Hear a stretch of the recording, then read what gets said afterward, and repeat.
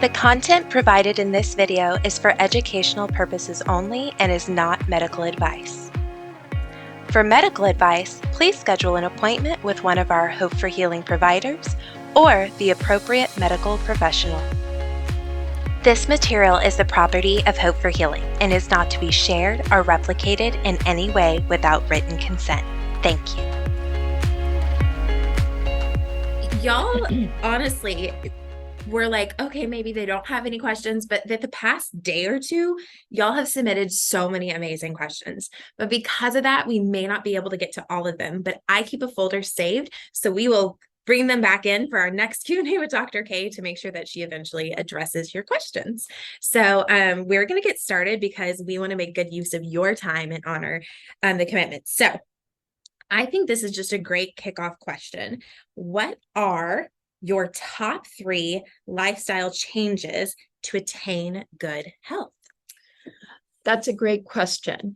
So when we talk about lifestyle modifications, we usually think about nutrition and hydration. So what you put in your body is so important. And 80% of your 60 to 80% of your improvement happens in the kitchen. So this is a high leverage activity. And most of us go, oh, I got that, or I can do this on my own. But you know what? If mom and dad both work, you have 3 kids, you do car line in the morning, drop off in the morning, pick up in the afternoon, and you're like exhausted. You're taking your kids to soccer or swimming, and you're like, well, how am I going to do this? And you spend all this money at fast food joints thinking you're doing the right thing, swinging through a local fast food joint and thinking, oh, this is grilled, not fried nuggets. And little did you know that that particular establishment has high amounts of MSG, monosodium glutamate, which can make your kids crazy and make you anxious. So when I think about the 3 modifiable lifestyle factors, they don't cost you a thing other than just making better choices. And let's face it, none of us has mastered lifestyle. So I'm learning. We all benefit by lifestyle modification. So first thing is nutrition, and included in that is hydration. So learning to drink enough water. And yes, right here. So adults and children, you should typically drink your body weight in pounds. Take half of your weight in pounds, and that's the amount of ounces of water you should be drinking in a day.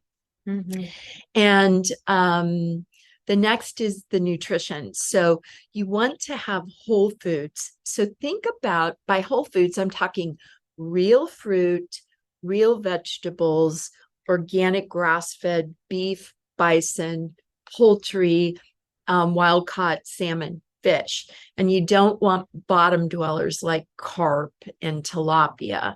They're dirty fish. So and as far as your fats, you want coconut oil, avocado oil, nuts and seeds. You can season with olive oil, but don't cook with it. So nutrition, hydration, very important. The next is sleep.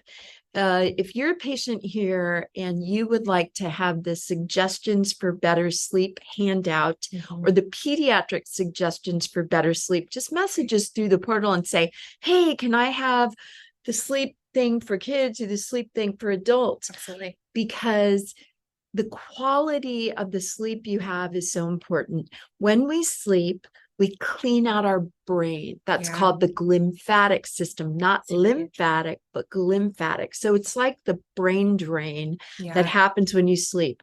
That's how we recover. And then I am going to kind of just say stress, okay? Because there's so much stress. Our country is so divided. There's so much family infighting. It's And with social media, people just slap things down and they don't Right. think about what they're putting down. Mhm. And they think, well, just because I'm not with them, I can just verbally vomit on them. Right. And, we're so used to instant gratification. And so sleep, but stress. So nutrition, hydration, sleep, and stress. So real easy things for kids: blowing bubbles, learning to breathe, breathing in for 4, hold it for 7, and make our belly big, and then blow out for the count of 8 through a pursed straw. Can we try that right now? Yes. Okay. So what you're saying? Yes. So you want to have your feet on the ground, Okay. your back supported, or you can do this lying down. And Do that with us. Yes. So you can teach your kids, if they're laying in bed and they're getting anxious or they can't go to sleep, just say, okay, make your belly soft. Put your hand on your belly. And what you want to do is get the belly to move. So when we breathe and we're stressed, we're very shallow. Okay. And we find ourselves, we're tight. So what you want to do is you want to relax. You want to consciously relax, and then have yourself supported, feet on the ground. Breathe in for 4. Hold it for 7. Then breathe out through pursed lips like a straw, twice as long as it took to breathe in. So, and make your belly big, and then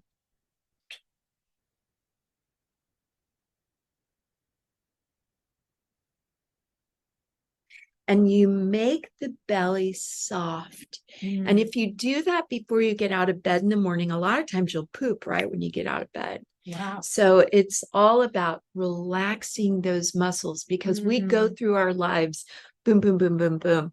So another tip on stress management, when the weather's good, you can take your kids outside. If you have concrete driveways, do sidewalk chalk, tic-tac-toe, counting, hopscotch, blowing bubbles on the concrete, the grass, or the ground. That's called grounding. 15 minutes a day, getting sunshine. That's stress management. Right. Also, gratitude produces endorphins. It doesn't cost anything to sit there and go, what am I grateful for? I am so grateful that my child can throw a temper tantrum, but they can walk and they can talk. Yeah. And they have hands, they have feet. There's so many things we can be grateful for, because gratitude releases endorphins. So nutrition, hydration, sleep, and stress management. And that ties in with when you eat, you breathe, you take time to be thankful for your food, you get yourself grounded, and you don't argue at dinner. You don't talk about work and all that stuff. You've got to be present. So those are the 3 lifestyle modifications that I love. Absolutely. I love everything that you said. And for those of you who may not have children, I still suggest investing in bubbles and investing in sidewalk chalk. Everything that she said that may seem silly, but because for someone who does deal with anxiety, that's me, applying the principles that we can seem like very kid-like have been very helpful. And so just taking it back, don't take yourself so seriously in that step. So I really appreciate that. Yeah. Because I think this kind of comes alongside this, because we were talking about stress. Well, the question that was asked is, what is the best thing, whether that be diet, supplements, or treatments, or whatever, that a parent can do for a kiddo with OCD and anxiety? The best thing a parent can do for a child with OCD and anxiety is take care of yourself. So you have to take care of yourself before you can show up for your child. Absolutely. So the first thing that starts there is to stop beating yourself up going, I'm such a crappy parent, my kid's struggling with OCD. You have to stop blaming yourself. And life is new. We move forward. So stop the shame that says, I am bad. Stop the guilt. What I did was bad. Yes, maybe you need to go to your child and ask forgiveness for screaming at them, or lashing out in anger to where they felt shame. We can't read their mind, but something that you're feeling bad about, you need to be Right. honest. It's all about living in integrity with yourself and with your children. And if that means asking for forgiveness, I've done that so many times as I've recalled events, but our kids are very forgiving. And so start by caring for yourself with those modifiable lifestyle factors. We just talked about nutrition, hydration, sleep, and stress, but that also involves surrounding your child with people that are life-giving, people that are life-affirming. You don't want them hanging out with bullies or nasty little kids from the neighborhood that are Right. always causing problems.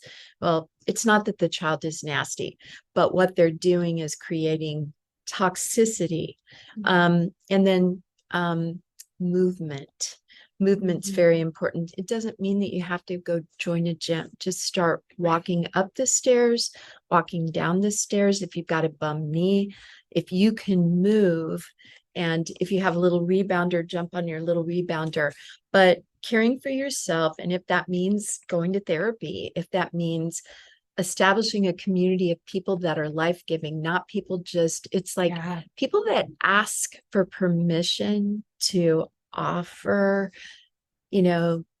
offer counsel, people that don't suck the air out of a room when they walk into it. You don't want Debbie Downers in your life. You need to surround yourself with people that are life-giving and life-affirming. Now, for your kids, the original question was, what is the best thing for a kiddo with OCD and anxiety? okay, so when we think about the symptoms of OCD and anxiety, it's caused by inflammation. Inflammation is when your body internally is hot, red, swollen, and painful, and your child can't unzip their brain and say, my brain is hot, red, swollen, and painful. So the way they show up to the table is OCD behaviors, checking. So your first intervention begins in the kitchen. Take away the refined sugar, take away dairy products. Your child is not a baby cow, sheep, or goat. Casein is very inflammatory. Even if it comes from A2 cows, I'm telling you, save yourself $9 to $12 per gallon. You don't need that. Also, we talk about this a lot, but gluten. So why is gluten such a icky thing, and why is casein out of dairy such a bad thing?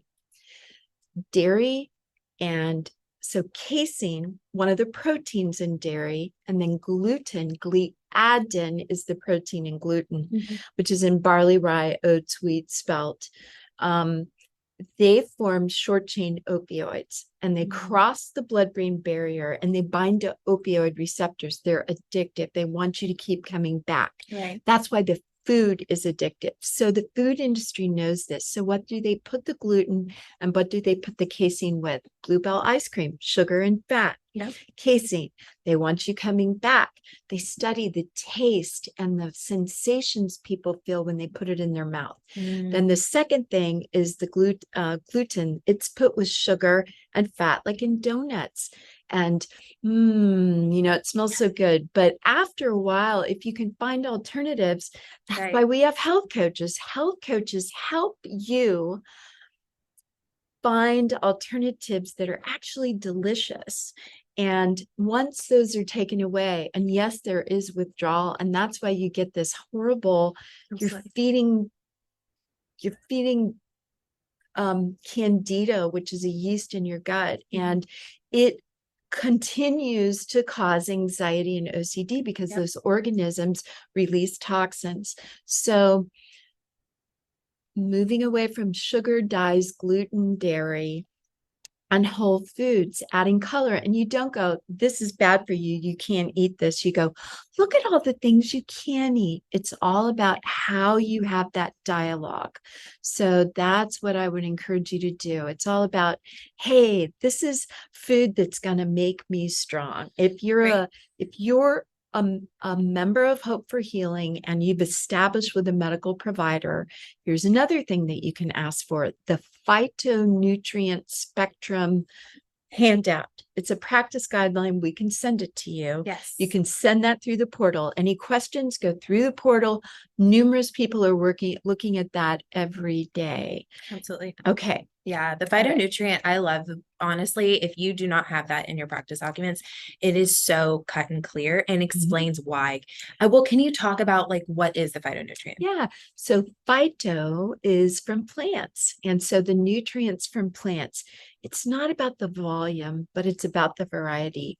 So if your child like tastes a piece of a beet or a pomegranate or a tomato, so it has a little list, it's colorful. And if your kids get in the kitchen and they help you make something, they're much more likely to eat what they help prepare. So this is how our health coaches help you. But as a mom, as a grandma, and you're not a mom yet. No, but right, exactly. There's a sweet little guide where your kid can go, okay, I had something brown, I had something purple, I had something red, I had something green, I had something orange. And the guide tells you what all these things are for. So it's not the volume, it's about the variety. So Absolutely. I've said this before, you want to eat the colors of the rainbow, and that's not Skittles or M&Ms. Right. Okay. Yes. But coming from my perspective, I think for me, for someone well, I do want to be a mom someday. And so because of that, it gives me the tools to know these things beforehand. Like it gave me a visual, like now I know. Also, this is something that I think is really interesting is that it's beautiful. Like when I eat my food, there should be it's beautiful. It's like a work of art. And I mean, like God created all these beautiful things for us to eat. And I think that is like kind of that process of like, for those of you who maybe like want to be parents or are in this transition of, hey, I want to be healthy and I don't know where to start. The phytonutrient thing is like, it started to change my brain and kind of to understand without a lot of pressure or guilt or shame. It was just kind of checking it off. I saw that somebody asked what the document is called. It's called the phytonutrient spectrum, PHYTO nutrient food plan, or phytonutrient spectrum food plan. And it's a big document with a lot of recipes, shopping lists, and that one little sheet. And, remember too, one of the things that you can do, none of us can afford to always buy organic. And some stuff you don't have to buy organic. So EWG.org, environmentalworkinggroup.org, is a great resource. They have multiple guides. And so looking at that for the food that you should buy organic and the foods that you don't buy organic. Let me give you one example. One of our patients told us, I talked with her in the IV room one day while I was getting an IV drip, and I asked her how things were going. And she had met with a health coach, and then there was like a 3-week lag before she met with Dr. Brigitte, our family practice doctor here. And she said, it's so cool. I was already feeling better by the time I saw Dr. Brigitte, because I was given the tools by the health coaches to go through the grocery store. My 11-year-old like, nope, Mom, we can't have that. It's got palm oil in it, or, this, or it's got X grams of whatever. And so it's like, if you have trauma, when you think about diets are where you go to die. Okay. I used to weigh almost 300 pounds. I have trauma around food. Okay. So it's all about having a healthy relationship with food. So you can get there. You really can. And you don't have to count calories, and calories in, calories out is not legit. And if doctors are stuck in that, they're ill-informed. Because now we know that, we're a chemistry lab, and you have to put things in the right ratios. And that's another reason why knowing your essential vitamins and minerals and diet and wellness from our genetics is great, because it's like, well, I don't do well with fat. Like keto is not a good idea. I have to do more protein with complex carbs and this amount of fat. So that's good to know too. Absolutely. I'm going to document all the things that we said, because we could also put this in Mighty Networks for our members. Yes. So we, at the very end of it, we'll talk about Mighty Networks in our membership program. But for those of you who already know about Mighty Networks and are on because you joined through Mighty Networks, we are going to put these documents in a place that y'all can receive them and link to EWG, the Clean 15 and the Dirty Dozen. But to answer the question that just came in, though you are addressing OCD and anxiety, this sounds like it would be good for any children. Yes. Who doesn't want to feed their children nourishing meals? And that's not buying a Lunchable on Sunday to go to school with them. And it's not stopping and getting a milkshake at Chick-fil-A. Right. It's about knowing how to navigate when you go places to pick a better option. And nobody's perfect. I know for me that I have to completely avoid something because I don't want to get celiac disease. And I also don't want to feel like garbage 3 or 4 days later. And if I accidentally ingest certain things, I get constipated or have gas. That's like the dairy or diarrhea. And then with like gluten, I get depressed. I get sad, I get anxious, and I get depressed. And your kids, there's no way to equate a sensitivity 3 to 4 days later, if you're not watching. So yes, these principles are for every child. So it's called an anti-inflammatory food plan. And this is exactly what we give you. We're getting ready to launch also group coaching in February. I'm so excited. Group coaching is for everyone. And I have had so many people tell me, oh, we eat non-GMO and organic, but every once in a while I'll let them have a goldfish. And I'm like, oh, you don't understand. That's a no-no because it creates a cascade that is very inflammatory.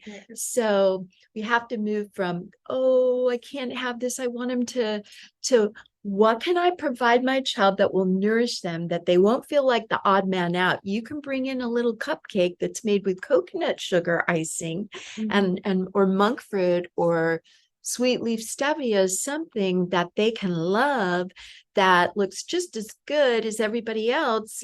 And they don't have to feel like the odd man out. So it's all about fueling your child's body, because you wouldn't just say, oh, I'm just going to give them a little bit of rat poison, or this house is burning, I'm just going to throw a little bit of gas on. No, that doesn't make sense. So okay. Absolutely. But since you mentioned group coaching, food is one, like she was just talking about, food is one of the pillars, but don't we go through all of the modifiable, and we've added some as well? Yes. So I named the modifiable lifestyle factors that the Institute for Functional Medicine, there's also something called the American Academy of Lifestyle Medicine, but we've added 2 more. So we've got sleep and relaxation, movement and exercise, nutrition, hydration, stress, relationships, and to me that's community. And what we're trying to create here at Hope for Healing is community in Mighty Networks. And then we've got all these people whose kids are brains are inflamed for various reasons. You're not alone. Parents of kids with autism, individuals who have biotoxin illness, having community, but also time and finances. And when you think about finances, it can be overwhelming in managing your time, but that is what health coaches are equipped to do. They ask the right questions. They break things down into tiny steps, doable steps that you're ready to take and you can actually do. Because let's face it, life is complicated. You get curveballs thrown at you. You never know what's going to happen. The dishwasher overflows and your kitchen floods, and that just happened. Anyway, so it's like, what do you do? So you don't have to do this alone. You don't have to do this alone. And so we put together a curriculum to help you walk through all of this, and you can connect with other people and to hear the same thing. It's like when you're in a classroom, you're like, oh, I don't want to raise my hand. Well, 60% of the people have the same question you do. I had to remember that when I went to med school. 200 people were all top of our class. It's like, oh, should I ask this question? And it's like somebody asked it and I'm like, yes. Okay, I didn't have to because they did. So. Exactly. Okay. Okay, so we're going to go, I see some more questions in here, but we're going to go at a couple that were submitted and then we'll come back to those. What advice do you have for women going through perimenopause or menopause in terms of hormone replacement therapy? Okay. It's a multi-layered question, but we'll get to this part first. Yeah. So And do you recommend HRT? that's hormone replacement Okay. therapy. Yeah. And then what's the rest of that question? Any concerns about how and when hormone replacement therapy is used, and what if a woman cannot tolerate progesterone? Okay. So I'm going to start at the end of that question. Okay. If a woman cannot tolerate progesterone, there's something much deeper going on. Something's going on with her brain, what's called the hypothalamic pituitary adrenal axis, and what's going on in her ovaries, because our brain hormones tell our end organs, our ovaries, and our adrenal gland what to make. So if a woman cannot tolerate progesterone, I highly recommend that they have a hormone evaluation. And Dr. Brigitte is one of our hormone experts. I do bioidentical hormones too, but I'm going to be focusing more on children everybody's given up on that are nonverbal. And so why do something that another specialist in our clinic does? But we do hormone testing. And then for women that are premenopausal, we also have something called a Rhythm Plus test, where you collect urine, and there are some saliva tests. There's a saliva test too for women that are, 54, 55. They're not having periods, or they're having one here and there. It's like their body won't shut down.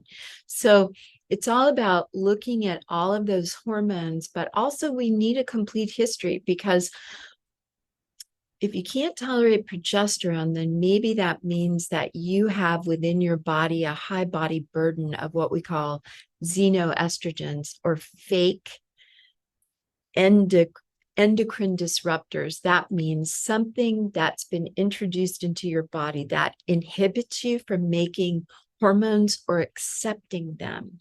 So it's much more complicated than just measuring your hormones and just going, here, use this.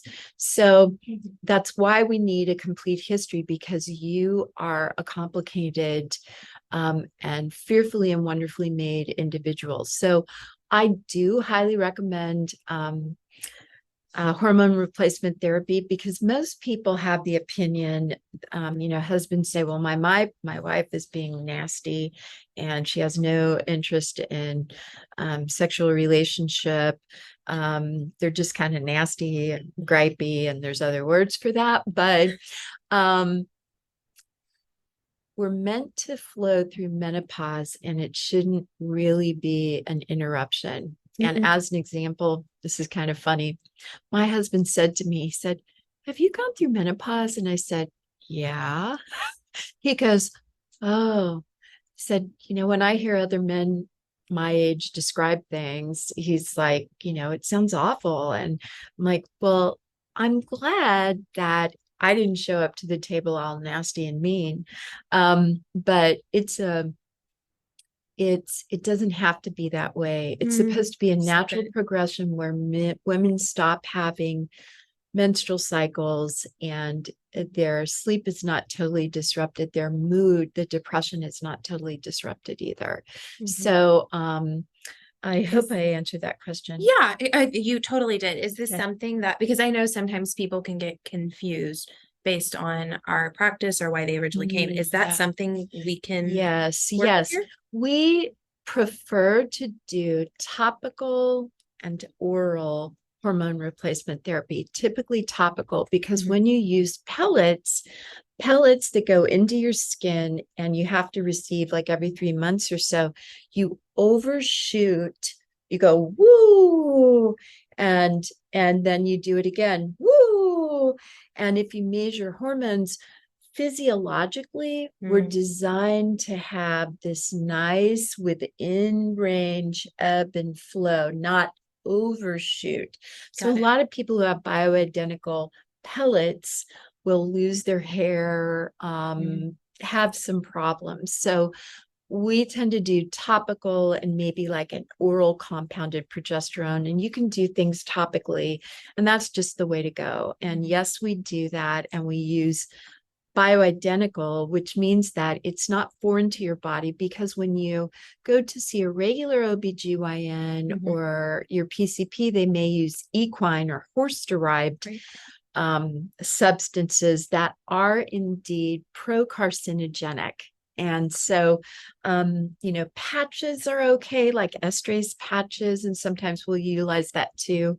But taking oral equine estrogen derivatives they encourage breast cancer, endometrial cancer, and ovarian cancer. Okay. Okay, so we have a couple of questions that are related to this topic. So we're going to go into this, is that I'm going to go to the second one and then we'll go up to the first one, which is, this person says they've already started hormone testing recently, and it was a blood test. Would those results be enough to start understanding why she can't tolerate progesterone? Yes, blood testing is a good place to start. And then if we're unable to uncover the reasons why, I'll just say that in our practice, a lot of people come to us that actually are part of about 25% of the population that has something called chronic inflammatory response syndrome or biotoxin illness. And if you have that, by default, your hormones get messed up and they can be corrected. And so never fear. You've started at a good spot. We try to utilize insurance as much as possible, but you can have what we call 4-point salivary cortisol testing via LabCorp also. So I'm glad that you started with blood work. That's a great place to start. Absolutely. Okay, so what is a natural way to increase testosterone when it's so low, because this person's still breastfeeding? Okay, so natural ways to increase testosterone for a woman are usually, that means that they have an inability to clear toxic metabolites of estrogen from their body, because all this stuff, it goes hand in hand.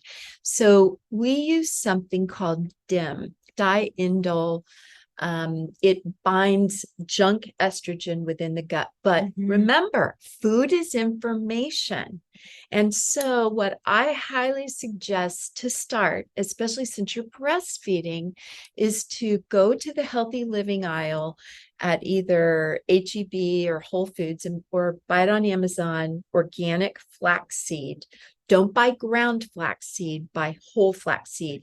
Buy yourself a little independent coffee grinder or food processor apart from your coffee, and start with 1 teaspoon and slowly ramp up to a maximum of 2 tablespoons, depending on what you can tolerate, of freshly ground flaxseed every morning. Why freshly ground? Don't buy ground, buy whole.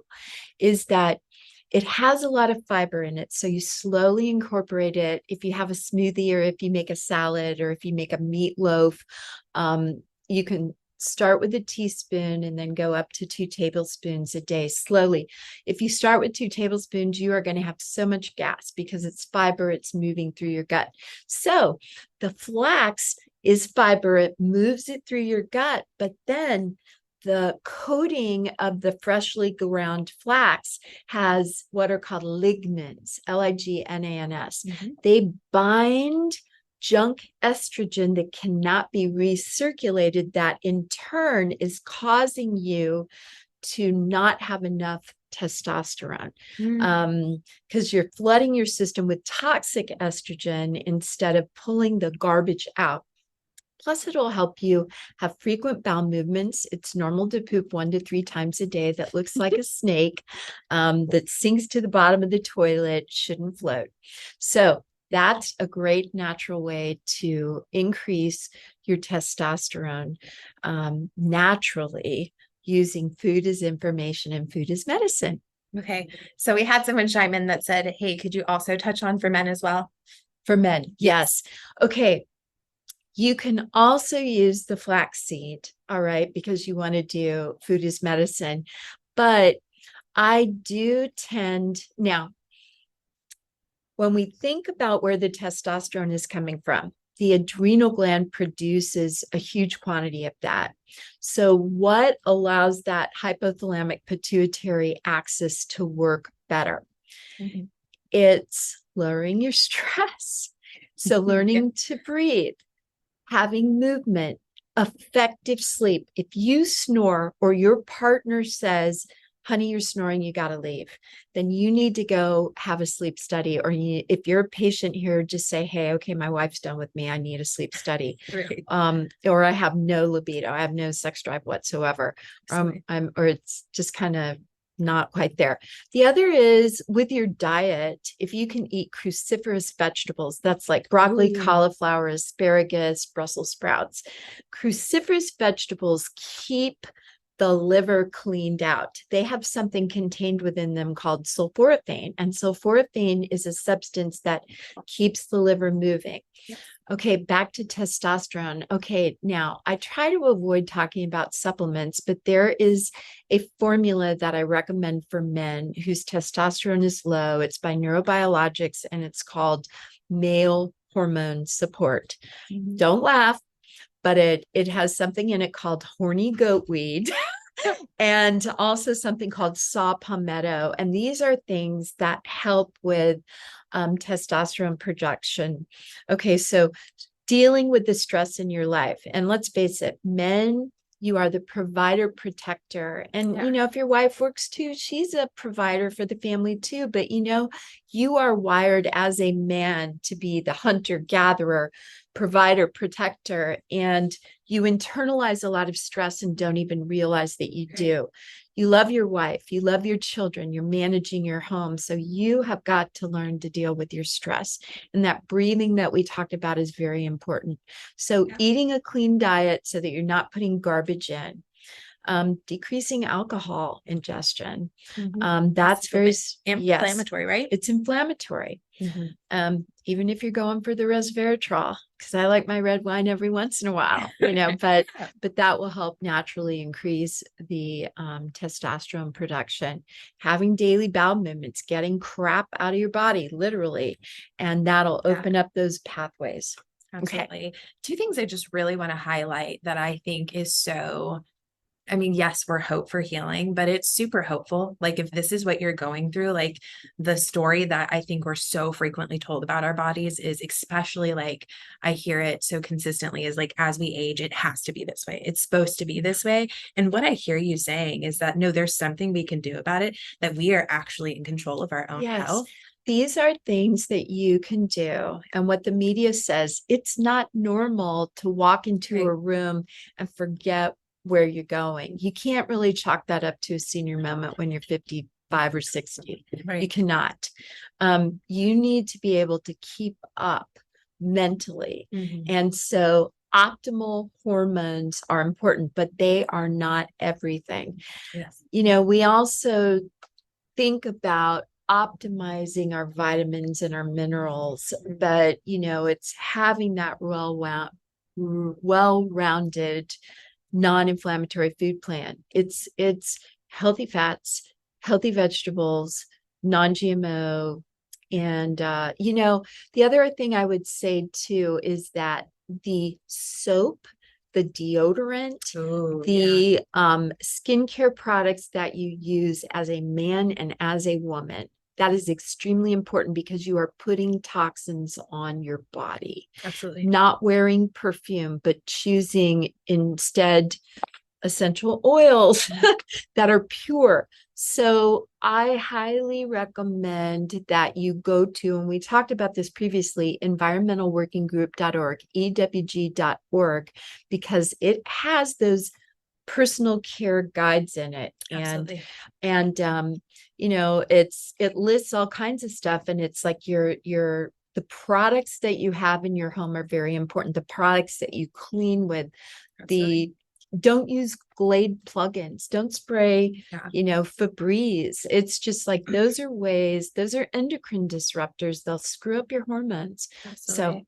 So, okay. Yeah. So men, what were you saying? Men, check on your deodorant. Don't put colognes on your body. Right. Pick clean products. And there are lots of clean products out there because that will mess with your testosterone. Absolutely. Okay. EWG. So EWG is a really great place to do the clean swap, which is like, man, this is my go-to product. The cool thing is EWG just partnered with a perfume brand. It is the first ever brand of perfume that they are not only EWG certified, but they're Cradle Cap certified. And so like, it was our first time that we'd ever, but hear this, what they say is that perfumes and colognes can have upwards, like in the sense of even more than that too, of 3,000 plus chemicals that are inside of it.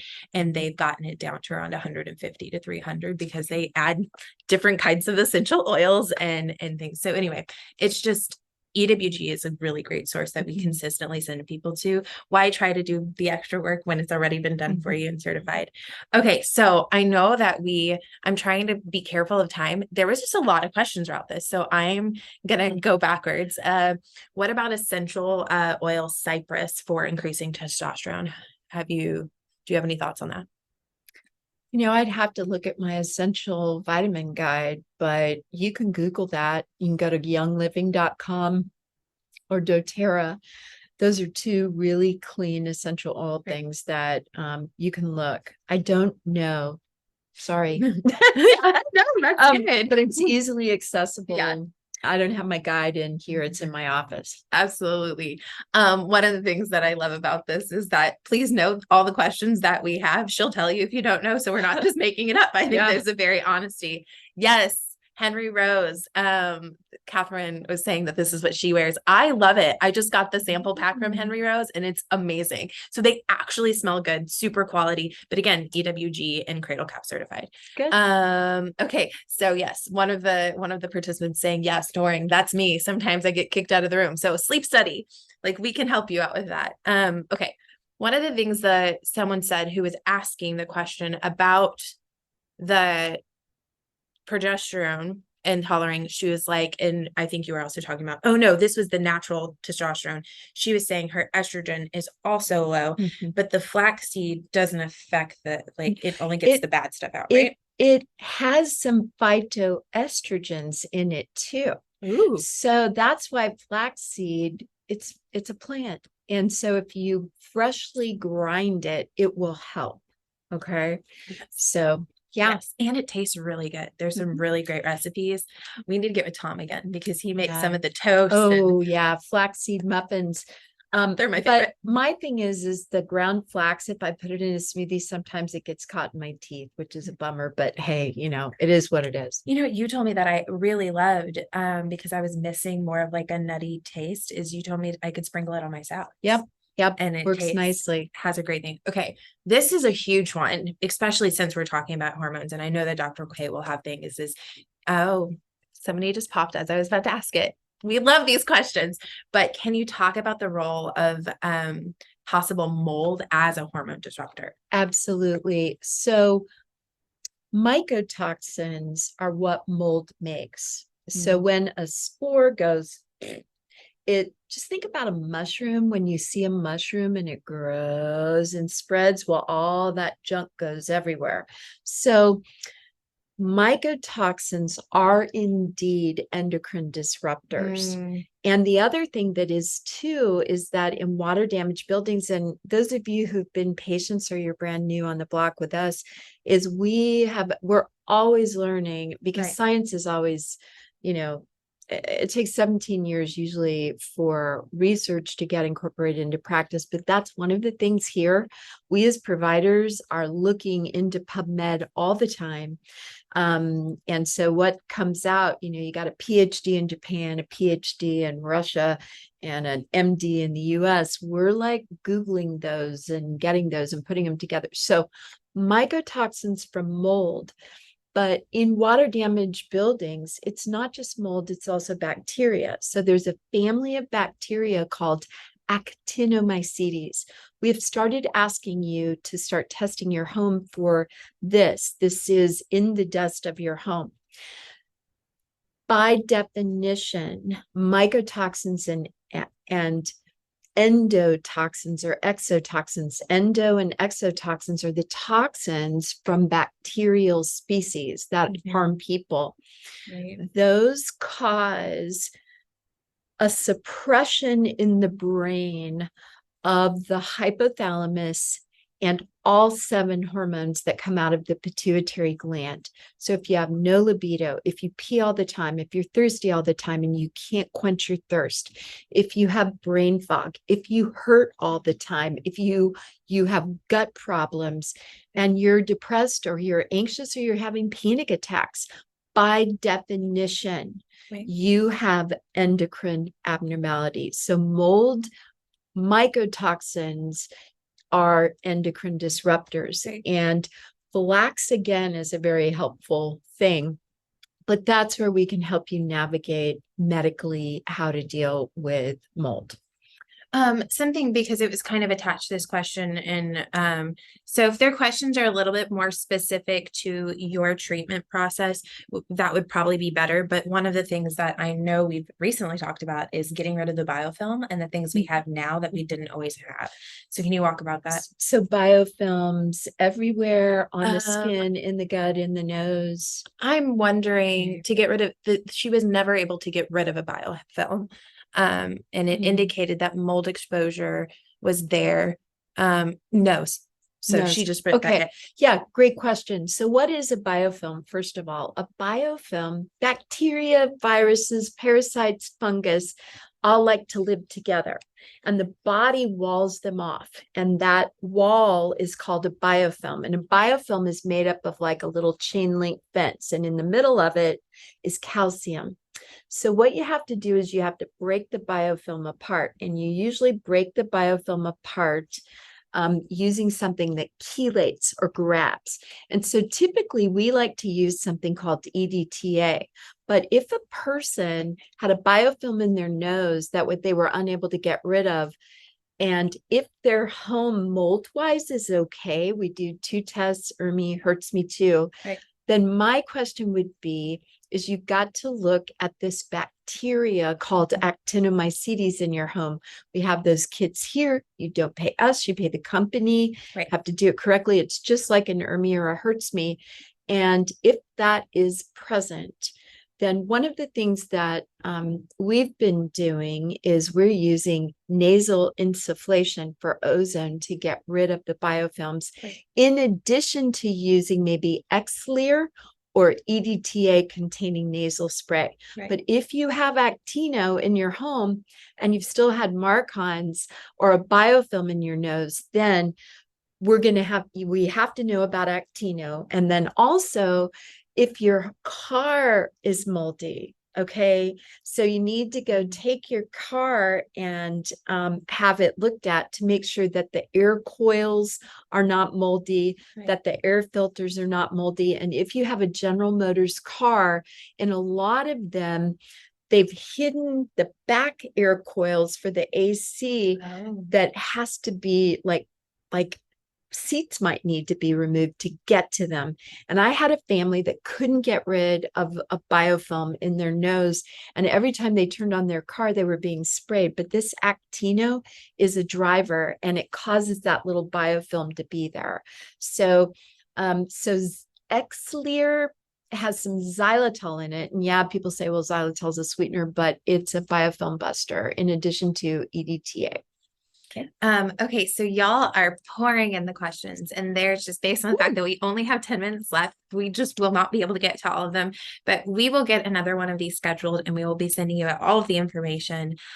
So we may have a couple of time for a couple questions, but this was one of the questions that I think is really important if you want to attend another one of these events, and maybe we do one of these a little sooner. Yes, we will take a deep dive into some of these. Yes, okay. Absolutely. Yeah, we're going to be looking at we weren't sure. So this is honestly, we just want to say thank you. Thank you for all the questions. Thank you for all of the feedback that we've been getting and saving, because we want to show up the way you need us to show up. Like, these are for you. We are super excited to be a part of them, but they really are for you. So the fact that y'all gave us all of these questions has been very helpful for us to kind of keep the ball rolling. But one of the questions that was asked about was Mighty Networks. And so we talk about it a lot. And we said it several times. So we just want you to know what Mighty Networks is, how people got access differently, and how they're going to get access to all of these paperwork and forms and flyers and stuff like that we have, as well as other events that were going to be happening. But we have a membership that it is $199 for the first person and then $99 for the second, and for a year, not yes, monthly. Exactly. And so this is what we talk about. It is our online platform. It is our online community where not only will you have access to events like this, you'll have access to the playbacks of all of these. So it's like, we understand all of this was a lot of information to tape back. And if you want to go back and listen to it, that will rest on Mighty Networks in our platform that we have. And so if you want any information about this, if you are a patient, message in the portal, and we will get you all the information that you need to know about this. Our membership also includes 5% off of supplements. It also includes therapies are also 5% off, as well as several other things. So again, if you don't know what we're talking about, it's really great to hear about this, because we're going to be having more events. We're going to be having an open house for our new office. And so based on our time, I will make sure to collect all of these questions, but I think we have time for one, maybe two more. Yes. The other thing is, if you have established medical care and are a member, we're trying to keep you out of the emergency room and urgent care, but also offer you same day appointments, especially if your kiddos come to see us, but also for adults. And now we have an amazing triage nurse that we have created protocols that are functionally minded, what you can do instead of having another drug or whatever. Okay. All right. So I thought this was a good question. Which one? This one right here. Oh, yeah, I think it is a great question. Are all ERMI scores created equal? So what is an ERMI? ERMI stands for Environmental Relative Moldiness Index. And that means that it's obtained by doing a dust sample on your home. And it gives you the DNA material of mycotoxins, not whole spores. There is no way to tell how sick a person may potentially be based on spores. So if a person comes in and does spore trap testing and they totally ignore your ERMI, they're not the person for you. And that's why we recommend certain mold inspectors and certain remediation companies. Okay. This takes into account outdoor mold, common indoor molds. So it's a Swiffer microfiber test. You don't rub back and forth, you rub one direction and you go high. You avoid high areas of humidity like your bathroom, the laundry room, and you don't want to do it right above the kitchen sink. Our air conditioning systems are meant to dehumidify the air. So when you do this sample, there's an ERMI score, which is like 36 different molds, but then it breaks it down into something called a HERTSMI-2. The HERTSMI-2. I won't say what the acronym is. It's like a human inflammagens something revised 2 version. If that number is greater than 10, then, and that takes into the 5 most pathogenic or disease-causing molds in your home. If your total number on the HERTSMI-2 is greater than 10, then you need to find it. And it may be that it's in your AC system or one wall on the outside of your home, the foundation's cracked or whatever. You have to find where that is at. It doesn't mean that you have to move out. Okay. If the number is greater than 14, medically, it's not a safe place for you to live. Right. Okay. But it's not realistic for people to pick up and move. Okay. So you have to have someone come in that can search, and they check moisture, they use a temperature camera, they get into the wall socket and use a camera to look in the thing there. So the question was, okay, it's designed that if the total number is greater than 10, you've got to have a mold inspector come out and find it. If it's 14 or more, then you really need to think about, what is the health of my family, and do you need to get out for a time period? Right. So, but don't panic. It's like, we'll take it one step at a time. Absolutely. Then there was another question. Based on our time, because I don't want you to have to cut anything short and everything. Sure. But like I said, we are going to be having these a lot more frequently. We'll be getting a calendar out for those of you who are joining, who are our patients, where we've now have a technology where we can actually portal message you all of these invites to make sure that you are getting them. And if you are members, you will be also accessing certain member exclusive events. So that's really exciting. And then we're going to, there's a Servo app, right? MDHQ app that will potentially sometime get rolled out. Great. Yes, great. We will be, there is so much to come. We have a new office coming. We have an application coming. Another thing, just because I think it's really cool, is Dr. K is going to be presenting at the Trans Med Center Wellness Expo on February 4th, and she will be one of the first speakers at 10 o'clock, and she'll be talking about heart health and how to help. So it is $10. You can buy it all through them. It's just an event that we love partnering with because we love the Trans Med Center. So that's the building that Robert's Pharmacy is located in. And so how do they find that?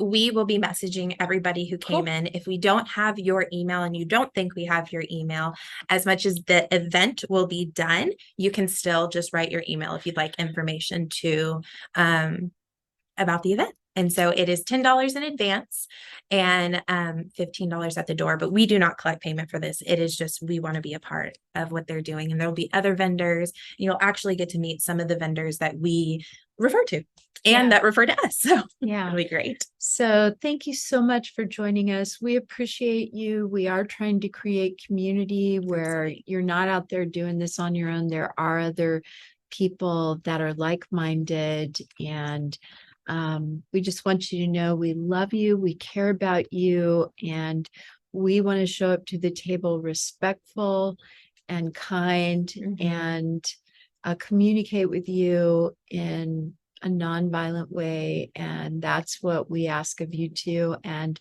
again, thank you for coming today. This is always fun. And we'll try to, address a bunch of these other questions down the road. So thank you. Thank you.